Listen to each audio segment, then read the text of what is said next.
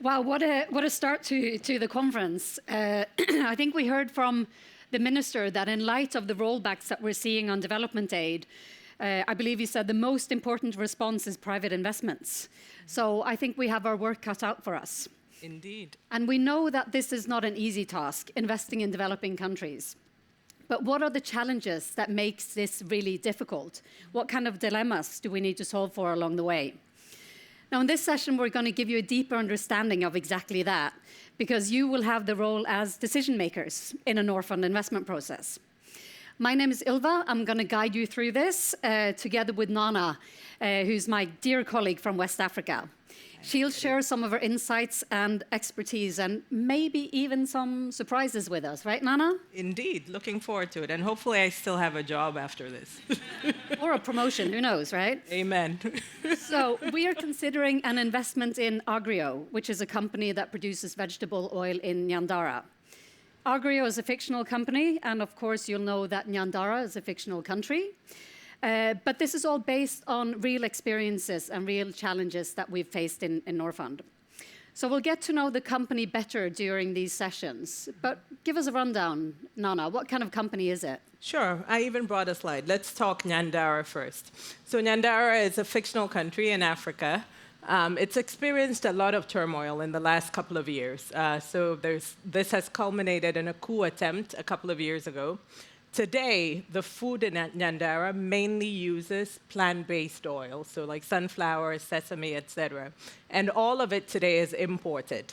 So as some of you may know, Ukraine and Russia are two of the world's largest edible oil producers. So of course, with the invasion, the Russian invasion of Ukraine, we've seen prices go up. So that's a bit the backdrop here. And then we'll go to Agrio. Exactly. So we know a bit about Nyandara, and then the company. What is it that they do more specifically? Agrio is 11 years old. It is an edible oil refinery. It has a 20% market share and operates all across the market in Nyandara. Today, it uses imported oil, as we've talked about. But with this expansion, it's going to be building a solvent extraction plant that will process the sunflower seeds that are locally grown and sourced. So we're doing some import substitution here into edible oils for the food of the people of Nyandara. So early stage, what would you be assessing from a commercial standpoint, Naana? There are quite a few things, as you might imagine, Ylva. So we'll look at the robustness of the business model. We'll look, importantly, at the quality of the management team and whether we think they can execute on this. We'll look at the financials. We'll look at the audits of the company. And importantly, we'll also look at the impact that we expect this investment to make. Because after all, we are an impact investor. Indeed. So why is this a good fit for us? This is right up our alley, Ylva. So with this expansion, today's 300 employees in Nyandara will grow to 2,000. As part of this also, by buying the sunflowers locally, we'll be providing increased and steady income source for over 50,000 farmers. There's food security that will increase in the country. There's increased tax revenue to Nyandara as a result of this investment. The business case also seems sound. We like the business model. There is a large and growing untapped market here. And at least from the initial interaction, we're impressed by the management team. Right, so it seems to be ticking all of the boxes. Anything that worries you? Oh, yeah. There always are. There always are for all of our cases. I think we talked about the country risk, for example. So it is the case that there's been a history of ethnic tensions here. The legal system is unfortunately today also functioning fairly poorly.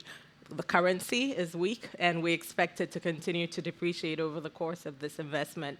And the management team has never done anything like this, right? So they're changing the model quite substantially and don't have a track record in this. And perhaps last and most important, today the company is actually unprofitable.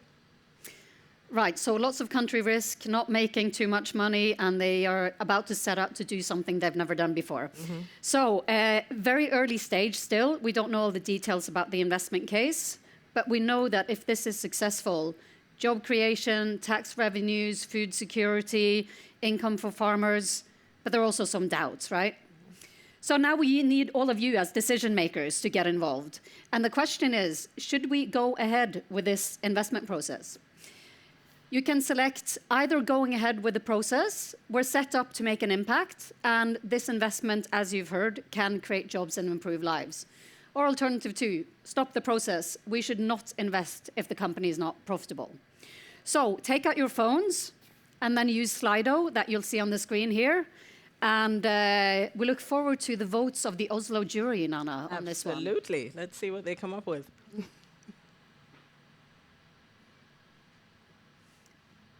Is this how we do it normally, Naana? We do a vote in Norfund? If only it were that easy.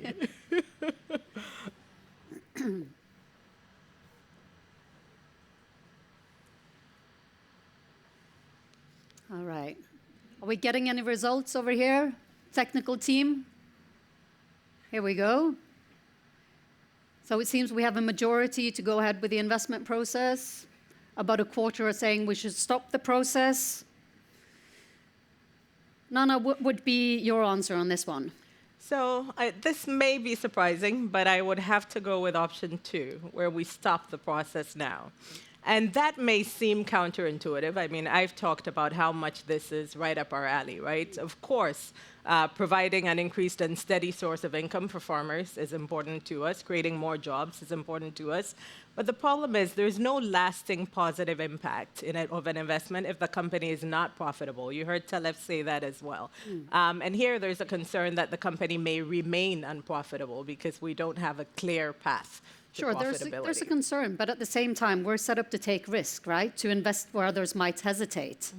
That's a fair point, and I think it's fair to say that.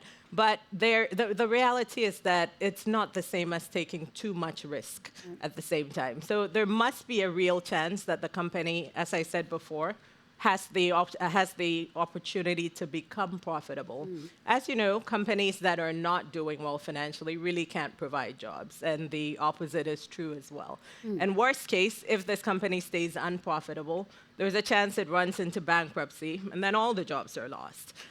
For us also, dealing with companies that aren't doing well financially is really taxing, right, in terms of the time and resources it takes up. And there's an opportunity cost. This is time and resources we could have spent on an opportunity that has more of a chance of giving us good returns as well as lasting impact. So if we've got too many of these very risky investments, the teams will end up spending all of their time on a small number of risky investments as opposed to doing the stuff that could have both returns and a positive impact. We know this firsthand. All right, so we stop the investment process. We're done? We're good? I wish it was that simple. All right. The reality is that as with many of our cases, even though it doesn't work today, we continue to stay in touch with the company and the management team, and that's what we did in this case. And after a few years, some important fundamentals changed. So from a policy standpoint, the government of Nyandara changed some of the policy around foreign exchange so that it was the case that now the company could more easily import the capex, the equipment that it needs for producing the edible oils locally. And the company can also now export its products. Now, the management have also managed to cut costs, and the company turned a small profit a couple of years ago. So they reached out to us again, at least on initial evaluation. It seems like this could be a commercially viable case. So we've decided to move ahead with the investment process. So in other words, first there might be a no, and then we can see changes and improvements, and then we can get back to the company and potentially work with them. So we moved past the first stage. We think we can make a decent investment in Agro and that it can have a lasting impact. What next? We need to get to know our potential partners better.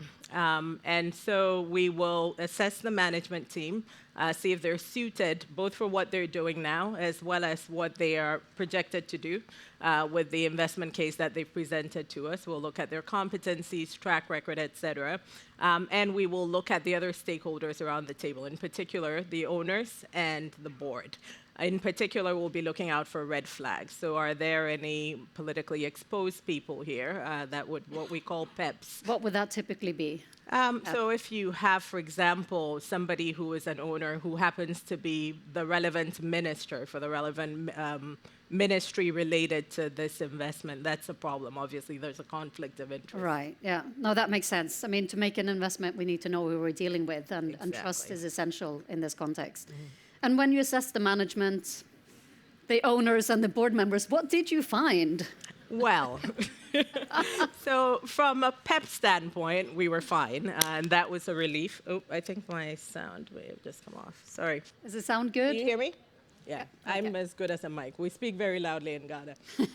And so from that standpoint, it was fine. But it is the case that even though this company is operating in Africa, all of the management team, as you can see, is white and male. Right, so not a lot of diversity and inclusion here. That may be to the liking of a certain political leader, but definitely not to the leadership of Norfund, right? Absolutely not. So the question is, what do we do now? Again, it's up to you as our decision makers. So here you have the following options. Do you stop the investment process unless the company first makes changes in management? Do you continue the process but make it clear that the company needs to bring in at least one woman or a person of color within the first year? Or do you continue with the investment process? So up with your phones again and make your decision. It's your call.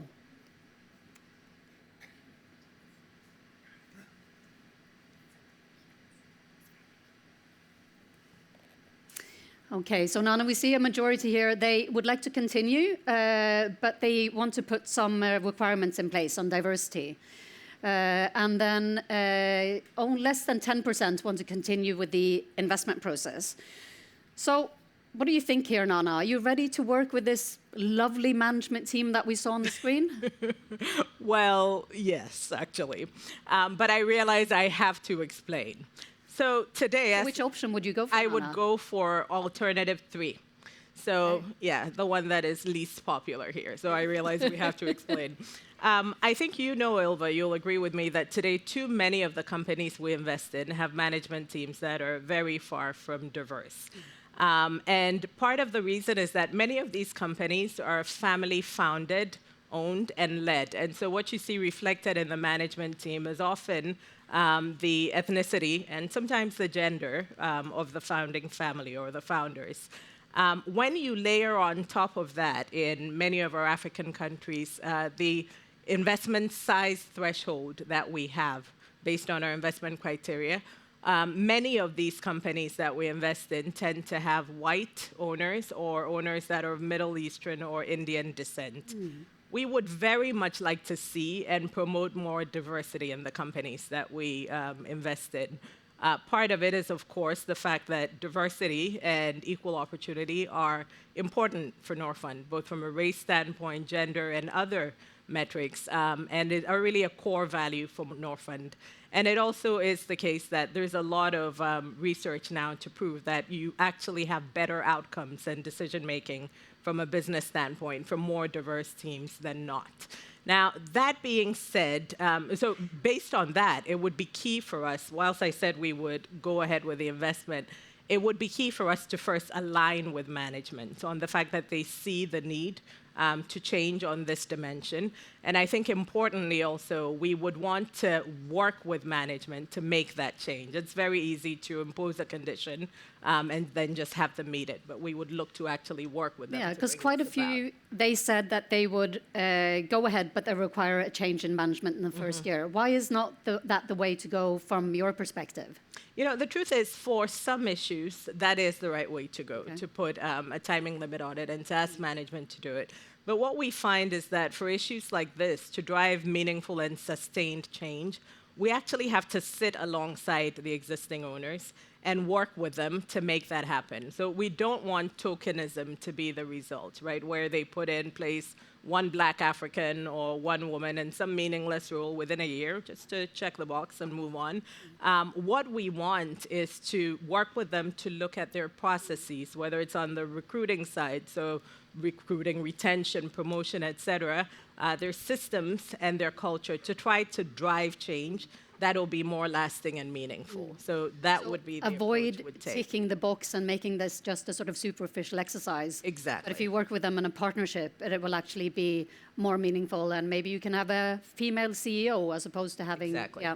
Exactly. And we've seen a couple of examples on that. Okay, so we continue the investment process this time, but the rest of the process will have to wait till next session, because we're not done yet, we're just halfway. Thanks so much to our decision makers so far. We've worked with Agrio, we've made some progress, but there's a lot of work and tough choices ahead. Great job.